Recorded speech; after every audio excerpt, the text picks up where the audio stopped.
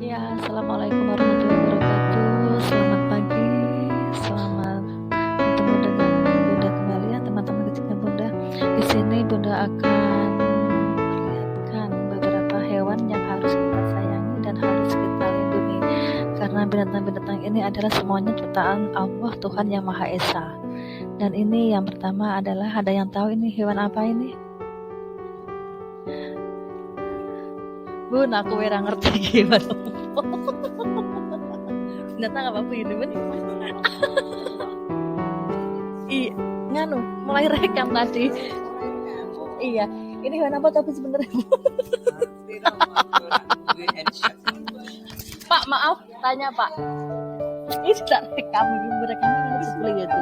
Enggak, sama gak apa-apa. Sama lah, agak ngerti ki apa jelas lagi hewan apa jenenge?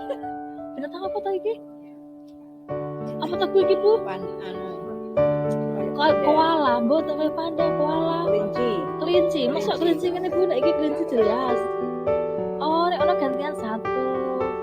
Oh, ganti binatangnya ya. Oh, proslet tadi ya wis paham. Nggih. Mboten aku langsung kita rekam iki tetap jalan. Kita klik satu-satu baru dijelaskan ke anak. Klik satu lagi. Nggih. Nggih. Iki bintang apa to, Bun? Juga gambar ora ate jenenge binatang. Binatang apa to iki? Masuk panda, Bu. Cuma kayak tikus sek.